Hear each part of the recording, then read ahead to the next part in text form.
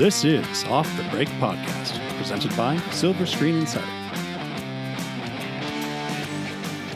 And we're back at Off the Break Podcast, your podcast dedicated to current movie theater news, operations, and insights from the people that book the movies.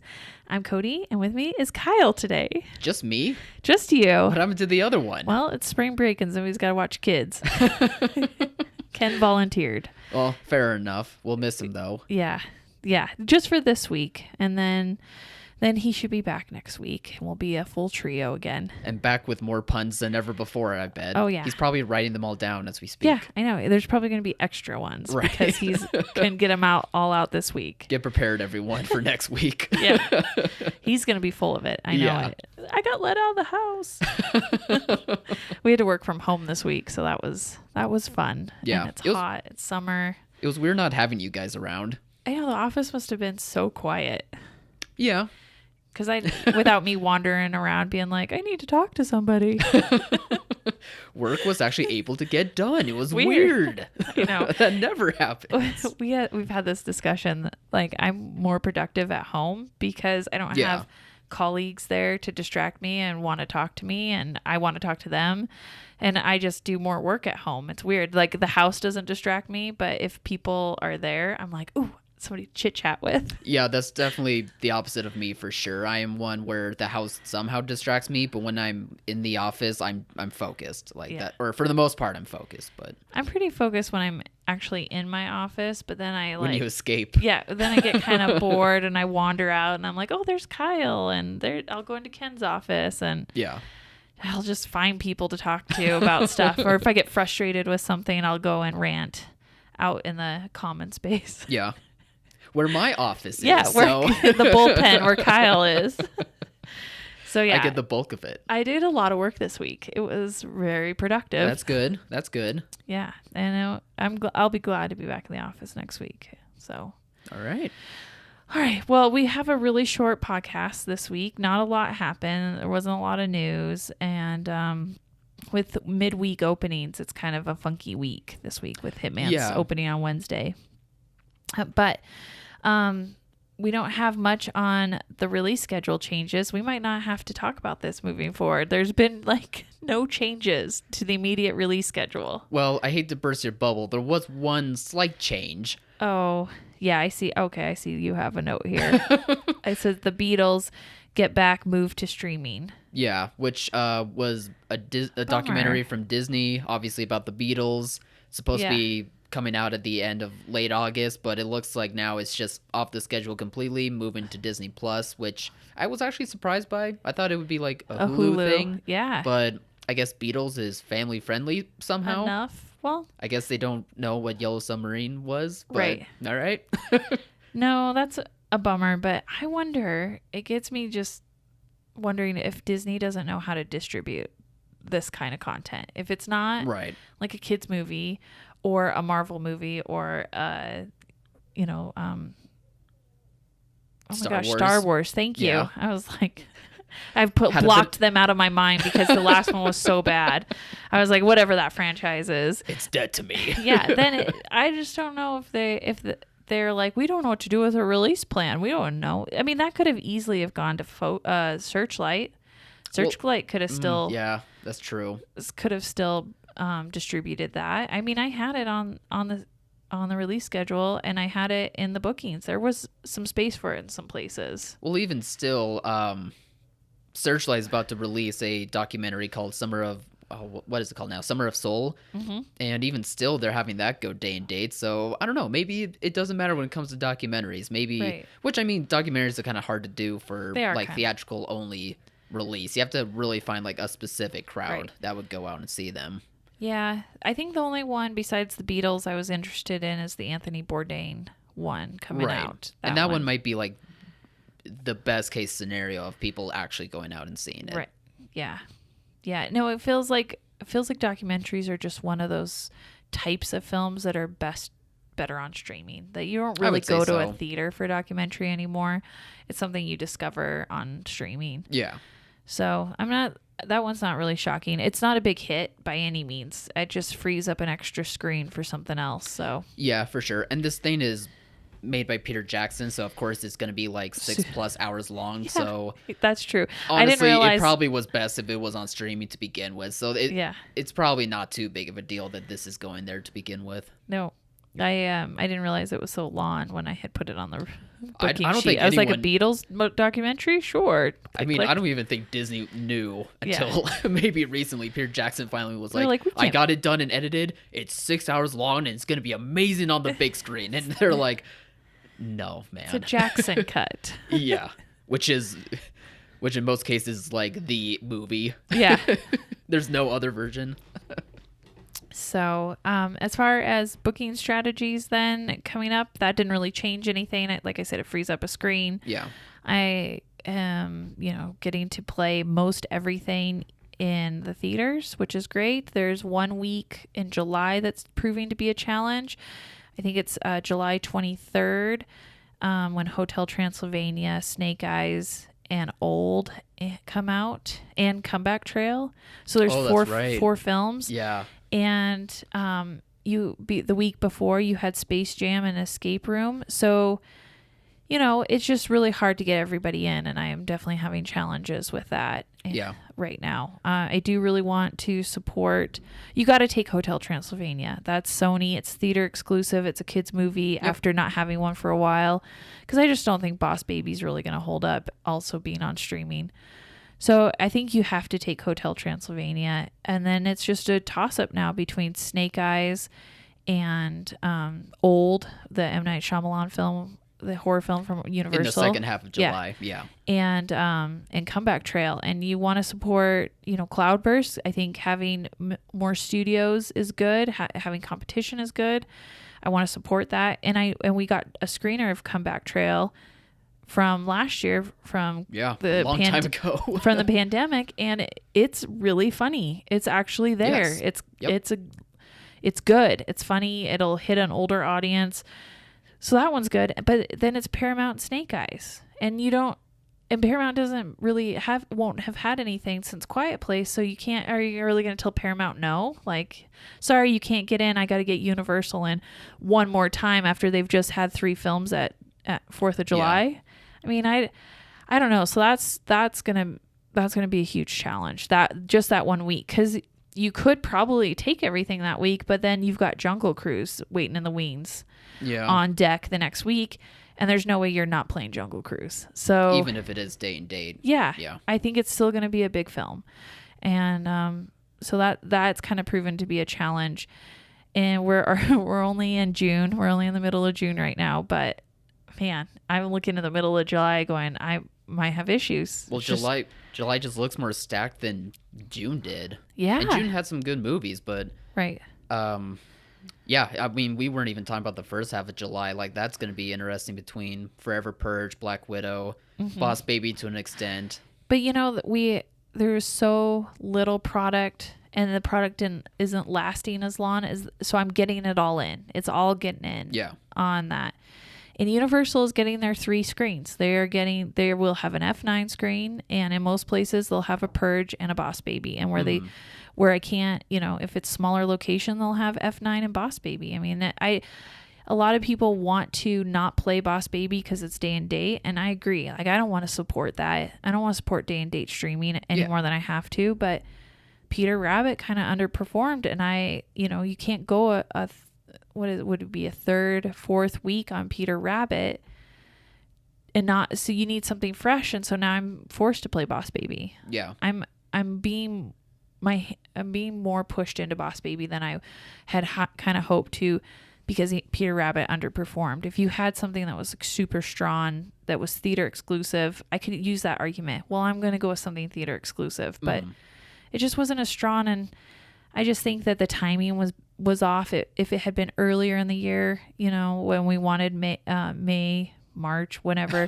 it would have all of those. It could have been a lot more successful, even with less theaters, because there was no competition. Now, by the time it had come out, we had hit Cruella, which still played, audiences, not the littles, but it still played family audiences. And then we had Spirit Untamed, which played to littles. And that's just a lot of kids product right before Peter Rabbit. Right. So that was kind of a bummer. I still will bring it off the break in my smaller towns and still play it over 4th of July because I think it'll be good. But and it's probably then when you could start seeing it having the same effect as like, you know, Rhea did or as Croods did, to where it still is staying afloat. Works. It's still there. Yeah, exactly. It works. Like we don't know how, but it's working. So it's just consistent. Yeah, it's possible it could land into that. And if I can get it field into consistent matinees, it'll stay. I mean, right. I get to open up the other stuff on evening shows. If they let me have a policy where I get matinees only, it might stay in there. Mm-hmm. But we do have, and I don't know how long it could stay. We do have Boss Baby, we do have Space Jam, and then we have Hotel Transylvania, and then we have Jungle Cruise. We actually have so much family product. It's crazy coming up. I just hope that it works. Yeah, it doesn't cannibalize itself. Yeah. I don't think it will. I think we're all okay. Sure. Yeah. But it just takes some management on everybody's part to make sure that they're not taking up too much of the time on the screen. Yeah. Luckily, we're balancing it with some really awesome action picks. We got Hitman's Wife's Bodyguard opening up this week. We'll have F9, which will be huge next week. It should, yeah. Black Widow, which is an all audiences film. 2 weeks from F9. Or, well, I guess 3 weeks from we now got then. Escape Room, which will be on a smaller scale, but you know, the first Escape Room did really well. It was PG-13. It got to have more audience in it, and I think it's positioned really well to be, you know, strong where you do open it. And then we're looking forward to Snake Eyes and Old and Comeback Trail. I think there's a little bit for everybody. Yeah, that's the thing. As much as it's kind of a bummer that it's all getting crowded, it still is like a good thing for theaters anyway, because it seems like the things that are coming out are just a little bit for everyone. So someone's bound to come. Right. Like someone's bound to at least want to break from something and go to a theater and watch anything they can find. Oh yeah, no, I feel like we're finally building momentum. Yeah, exactly. This is feeling really good. I'm very much looking forward to 4th of July weekend. We're going to have F9 on screens everywhere. I can take a couple days off, not worry about things. Right. Because I know I'm just holding everything. Yep. You know, I will have open Purge and Boss Baby, but I've already booked it. I've already talked to Universal. We're good. Yeah. So, I'm looking forward to a little mini 4th of July vacation. And hopefully everyone else is too. Hopefully everyone can do the same. Oh yeah. So yeah, that's kind of all it for booking strategies. Keep in tune to that because things may change. I mean, something might underperform, something might fall off, but we're looking at July. It's crazy. I'm living in July right now. And it's a full slate. Yeah, and it's a full slate. It's awesome. I mean, a year ago, that was the complete opposite. Oh my gosh. As much as we're kind of complaining, this is really good stuff. I was like, what can I play for repertory product to create that? Like, yeah. I was trying to create this similar situation out of repertory. Like, we were hyping up Jurassic Park. Oh my gosh. Yeah. And like trying, you know, wishing that Paramount would have let us have Top Gun at 4th of July because Top Gun was supposed to come out. So they didn't allow, you know, at the end of the year. So they didn't allow anybody to play it. Now it's coming out at the end of this year and they're luckily letting people play it. So I do have a few locations that are going to get to play Top Gun over 4th of July, which I think if you're going to bring in repertory is an excellent choice. Yeah. And especially at that holiday too. Oh yeah. I know from repertory in years past that Jaws always does super well. For some reason that's like the good weekend. And I think a Jaws Top Gun combo, maybe even throw in a Jurassic Park if you wanted some repertory stuff. Those three, I think that would be really strong if you wanted to bring in something old if you had space. I don't think you have space with as much product as coming out, but if you did. But probably in a more normal year, like 2 years ago or something, that probably would have been a good time to play those titles. Yeah. Yeah. Although I think they work this year, but I'm not sure if anybody has the space. Exactly. Yeah. Again, there's just a lot of stuff coming out. Oh my gosh. And yeah. the focus is on the new rather than the old. And of the stuff coming out, you know, In the Heights kind of underperformed, and in some ways that's sadly. Yeah, it's a great movie. I think it hits so a lot of marks, but it just kind of underperformed, and I think that's okay because it had enabled me to bring in more stuff over 4th of July. It's just really not going to make it past 4th of July. No, I it think probably in theaters. wouldn't have. But it was interesting. It was definitely weak, even post-pandemic comparative. It was weak in the box office, Yeah. but it was also apparently weak streaming. From what people can gather is that it didn't have as strong streaming numbers as say Godzilla or Mortal Kombat did for HBO Max. We read one article about it from Business Insider, and they were saying, well, HBO Max hasn't really hurt the domestic box office because in the Heights they both were low. And I think I had a real problem with that premise. Yeah, it's not technically wrong. Granted, you in the Heights just didn't have the audience. It just didn't have a wide audience. It had a small audience, and you saw that reflected in the grosses. Not a lot of people came out. Not a lot of people streamed it. Right. But I think that the fallacy in their argument comes from that if you have a small pool of people you're drawing from, of customers going to go see in the Heights, and you've split it now between theaters and streaming, all you did was take that little pool and make it 2 small pools. Whereas if you would have given, say, the theaters more of an exclusive run on this, say even a 3-week run. I was going to say 45 days. Yeah, no, but say even a 3-week run, because it was weak. Give it an exclusive 3-week run. The story could have been a little different. We wouldn't be talking about it being soft or weak or out after 2 weeks. Box office flop. Yeah. We would have said, oh, it was post-pandemic, maybe even successful, because you don't know how many of those streamers would have been forced to go see it in theaters. Right. And then we would have built on that as a success story, and then you could have translated that over to streaming once you brought it streaming on. See the hit film in the Heights. Now it's just like, well, everybody kind of knows it's a dud, and you've wasted the marketing opportunity to market it as something more. It's a dud here. It's a dud there. Yeah. Why bother seeing it regardless? Yeah. I mean, meanwhile, Paramount is doing it right. They gave it a window, and now it's like they can brag and say this is the #1 movie in theaters in America right now. And it became #1 again.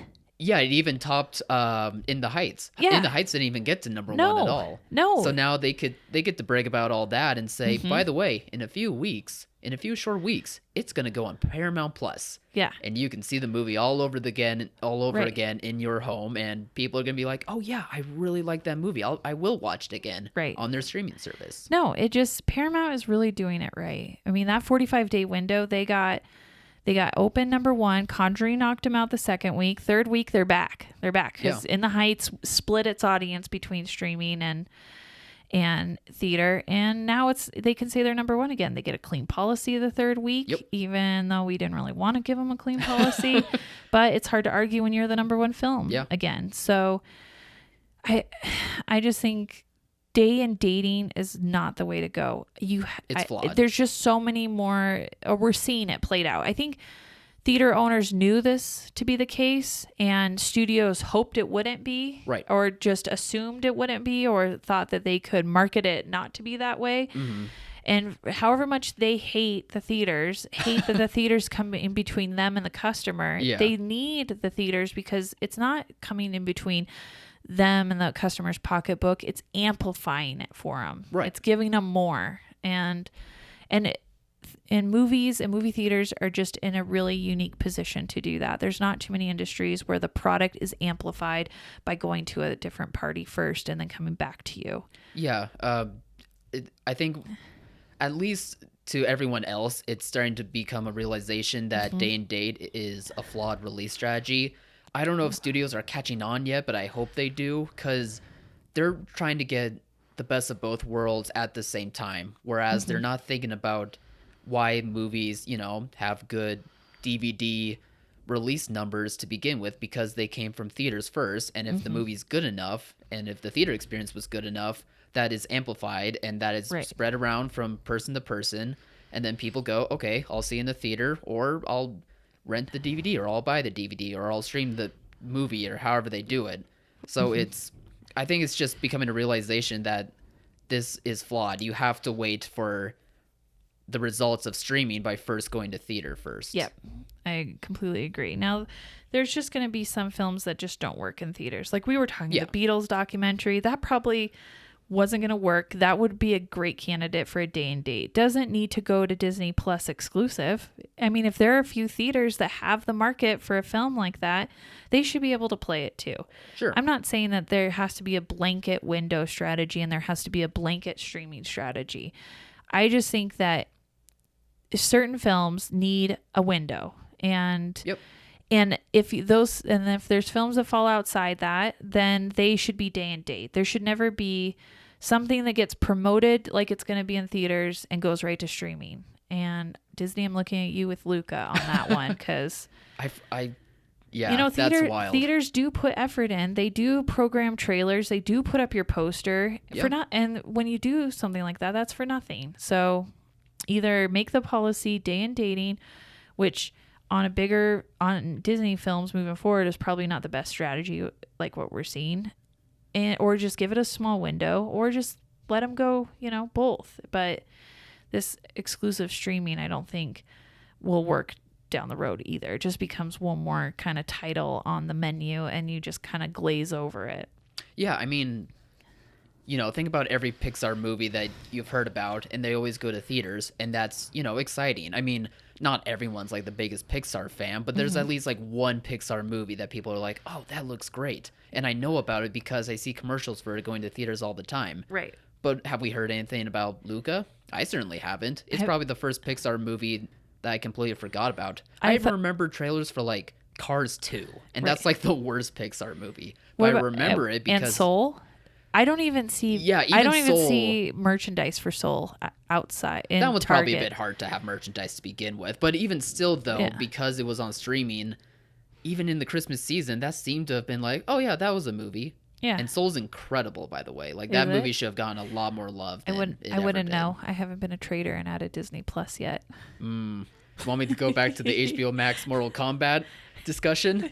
I can throw that back. I still have HBO Max. We have not gotten rid of it, and I've not watched anything on it except for Mortal Kombat. At least I admit I'm a shill.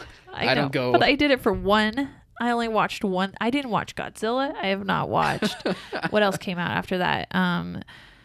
What was it? I don't remember. All the Little Things. Oh, the Little Things. Yeah, I didn't watch that one. Yeah, you can skip that one. I haven't watched In the Heights. You should go see In the Heights in theaters. Yeah. Absolutely. I mean, I haven't. I just so desperately wanted to watch Mortal Kombat. But at what price, Cody? $15. That was the price. I heard in my head. It was more than a movie ticket here. It sucked. Well, actually, it's like $45 because I have not deleted it yet. I've not canceled my subscription. Yeah, so that all is on you. Oh no, I've overpaid for that one film. So we're both victims. Yeah. Just it happens. Technology is a tricky thing. Sure. Yeah, we'll go with that. Speaking of tricky things, the SVOG, we have an update. Ooh. We have an update, people. Hopefully it's a good update. Okay. So NATO sent out their update from SVOG that says that the SBA has now looked over at least 3,200 applications. So they've at least, out of 14,000, they've looked at 3,200. The number got bigger. Yeah. They've awarded, for sure, people that got money, 864. And of those, we know 2 people that got their money. So it is real. I know real people in real life that really got this grant. They got the cash. They showed you the picture of the cash. I wish. It was all in the bag. They were swimming in a pool of cash in the picture. That's amazing. Another 943 are queued up for the award. So they'll probably be receiving it within the next week. Okay. There was about 300 that were declined because of ineligibility. So, people just trying to fish around for a grant that weren't supposed to. Yeah. There's 243 that they've gone back to try to fix technical errors. But there's 900 that are will either be declined or they're technical error issues. So, just keep a lookout for that. But, that's gotten a lot bit better. I mean, within Much better. within the 1 week, we've actually had people get money. So I'm hoping this is more of a snowball effect, and we just get more and more and more the next week goes, and I will have known dozens of people next week, but we'll let you know. That all sounds way more positive than what we heard from last week. So I'll take it. So people are getting their money. They're slowly getting through the applications. Keyword is slow, but at least there's better progress than what was happening last week. Yeah. So whatever change they made at SBA by making it go to the new committee, I think is working. They got their you-know-what together. God, I hope so, because... Or at least it seems like it. People need this, so... Yes, they need the money. I wish we could have applied for it. We would have been so on top of this. Oh, yeah, we would... I mean, they might have pronounced us all dead, but we would have been on top of it. Yeah. I would have fixed that error right away. Yeah, totally. So, keep your hopes up. I think that money is coming. Hold tight in there, and we'll keep you updated if we get any more updates on that.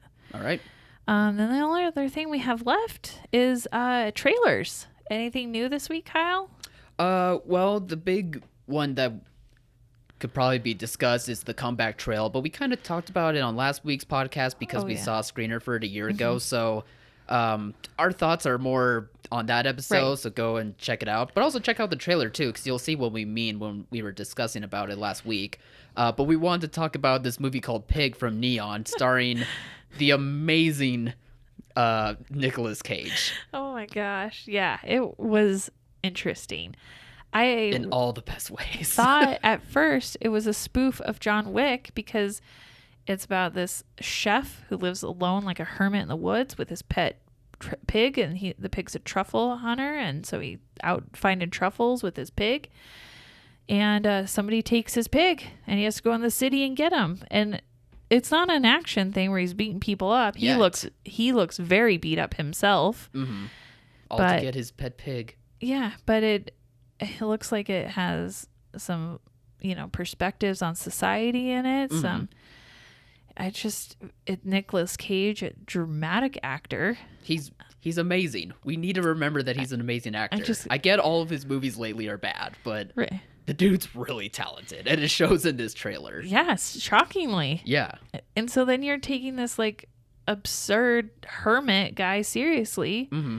Because Nicolas Cage is pulling off the acting. Yeah. I mean, I don't know. I'm really interested in this movie. Yeah. Obviously, it's weird. It's not going to play commercially. No, it's not an A title. No. Obviously not. It's not the 90s where Nicolas Cage was the biggest deal. No. This isn't the Rocker face-off here. Exactly. But I don't know. For some reason, like just the mood of the movie, the simple premise, kind of like what John Wick did, is really clever. But it seems to, at least in terms of I don't know, character development, it seems to, be taking things a step further than John Wick does. Yeah. And all around it's just intriguing because it just looks good, and it has a simple premise that looks like it's actually going to be executed in a really well done manner. Yeah. No, I again, it's not going to play commercially. It's not something that you should like go to your film buyer and be like, I have to have this. But if you're an upscale market, if you have an art house feel, I mean, if you traditionally play Neon titles, I think Neon has their lane, and they kind of got a little bump when Parasite did so well. Oh, totally. But that was way outside their lane normally. They kind of have this auteur lane, this independent film feel. Yeah. That doesn't play everywhere. It was very art house feel, and this movie is right up their alley for that. It just surprisingly looked really intriguing, and Nicolas Cage killed that trailer. It was awesome. Yeah, hopefully the movie is just as great as like the trailer was, and it's coming out July 16th. Yeah, limited release July 16th. So normal theater, that has to be playing other titles like that we just mentioned a few minutes ago, a whole bunch of them. So they probably, even if they're a little curious, it'll probably be hard to fit it in there somehow, I would imagine. But definitely the art house theaters would be the ones that would need to pick this up mostly. Yeah. No, I'm going to take a look at my circuit and see if there's anywhere I can really fit it in. The 16th is hard. That's the same weekend as Space Jam and Escape Room. Yep. And then the next week I have that issue where there are 4 titles that come out the next week. And then, Jungle Cruise after that. Not to mention the previous movies that could be a hit, so right. they could Still, keep playing. you probably still have F9 on screen. I mean, could be, yeah. That's only, 4 weeks? Yeah, about. So, yeah, you'll probably still have F9 on screen. You'll probably still have Purge. You might have Boss Baby, but I kind of think a lot of people are going to come off Boss Baby for Space Jam. So, I don't know. Hotel 4 as well. Well, Hotel's coming out the week after, but... Oh, right. Yeah. Yeah, so it's hard finding the space because you do want to give everything enough screens to have the proper show times. And so you need flexibility in screen counts. You don't want to fill up everything right away. Yeah. But keep it on the radar. It was so surprising. There hasn't been anything from Neon that I've actually really wanted to see until this one. This might not, I mean, I don't know if it turns into more of a John Wick action thing, then it might cross over a little bit better, but I did wonder about that too. I was like, is it going to get into like action movie territory? Maybe Nicolas in like Cage the final could do act. that. Oh yeah, he totally would. He could pull that off. Remember Willy's Wonderland? Like he could easily, pull off the action stuff like that. Mm-hmm. I don't know if anybody remembers Eric from our podcast. Never forget Eric. He's alive, by the way. But. From the beginnings of our podcast, but I was watching that and I was like, oh, this is such an Eric movie. Oh, it is. It's exactly my first It's not a Cody thought. movie, but it's an Eric movie. It was totally an Eric movie. Yeah. And I was like, oh, we need him so he could tell me why it's so great and I'll tell him why it looks, dumb and boring and nobody's going to go to it. Well, you would have at least been like, I get it though. Yeah. Like most of the time with those conversations, you were like, I don't get what you're saying right now. But with this movie, I think you would have been like, I acknowledge what you're saying. Yeah. Midsommar, not so much. This, I can maybe acknowledge a little bit. So that's it. That's all we got for you guys. Yeah. So everyone, enjoy the weekend. Thank you for listening to this episode of the Off the Break podcast. You can find us on all podcast platforms and over at silverscreeninsider.com, where if you're a theater owner or manager needing updated film information and marketing materials for upcoming releases, you can check us out on that website and get all the information and assets you will need. Yep. And don't forget, it's Father's Day weekend. Yes. And Hitman's Wife's Bodyguard is out, and that might be a great movie to take Dad to. Ooh, good point. Or Grandpa. I did remember Father's Day. I feel like I sounded like, it was this weekend, but no, I remembered. Did you get your dad something? Yep. Coordinated with my sister. We have it all worked out. I got my dad and my father-in-law meats. We went to the butcher shop and got an array of amazing meats for Dad, and I'm hoping that he grills them and feeds them to us. So it might comes be with a cost. Yeah, but if not, he has great meats for himself. That's such a Father's Day move to it, being like, Happy Father's Day, now feed us. Yeah. Well, I got an array of things, so he doesn't have to be all this Father's Day. Right. And then I got Ken something he really wanted. Of course. So I can't divulge what it is in case he listens to the podcast, but next week we can talk about it. I can't wait to hear about it. Because I tried to co-op Father's Day because my nickname in our house is Fun Dad. And so I was like, if it's Father's Day, does Fun Dad get to do something? You don't get 2 holidays. No, that's what he said. You don't get Fun Dad Day and Mother's Day. I know. Darn it. So close. So close. Okay. All right. Have So a good happy weekend. Father's Day. Yeah. Bye.